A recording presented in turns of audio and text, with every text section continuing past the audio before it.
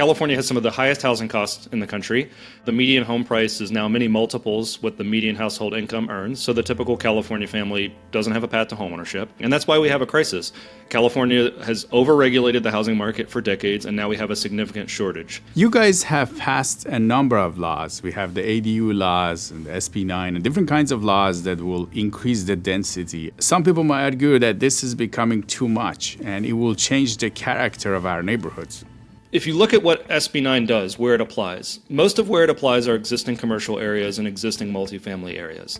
But I think to say, well, we can solve California's housing crisis simply by building more subdivisions on the periphery, that's not a sustainable solution for a place like Los Angeles or the Bay Area, where suburbs might be 2-3 hours outside of existing job centers. I would say, look, let the market provide all different types of housing and we'll find out what's best for consumers. I think if you ask a lot of real estate professionals and young professionals who are trying to become homeowners in California, the best type of housing for them, the housing that's affordable in their price range, is going to be a townhouse or a small lot home or a 2 or 3 bedroom condo where they can become a homeowner and start a family and start building wealth. So to my mind, absolutely nothing wrong with a single family home. I grew up in a single family home. I can see at many points in my life that making sense.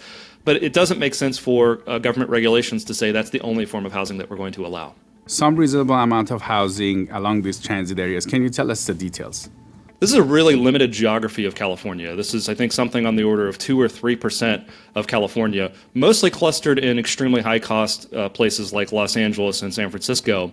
And it would say, okay, in these places where the state and the federal government have invested billions of dollars in high-quality transit to job centers, local governments would have to allow some housing. So the idea is to put up to 6-story buildings in these areas, right? That would be the most extreme case. So near the Los Angeles subway, for example, where you've got high-quality transit to and from many job centers.